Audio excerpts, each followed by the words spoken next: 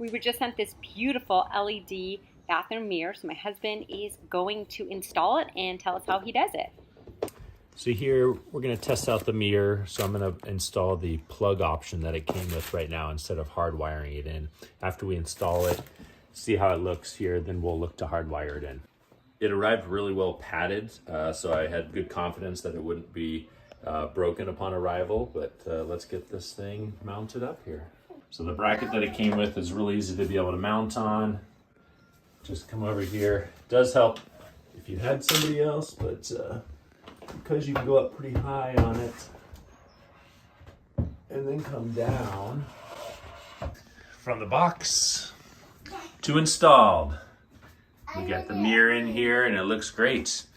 We only used the wall plug right now. We wanted to put it in here, see if this was the right bathroom that we wanted to install in, but it was really nice and easy to be able to install and really easy instructions to be able to follow.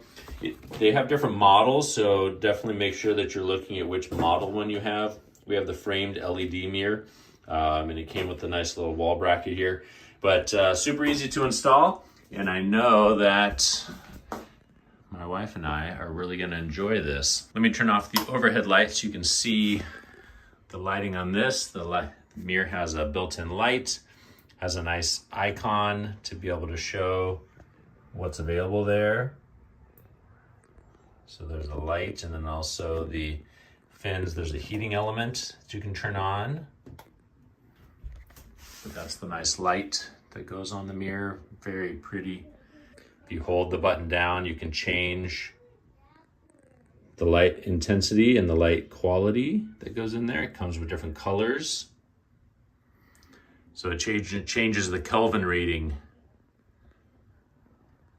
You have warm light, soft light, and then cool as well,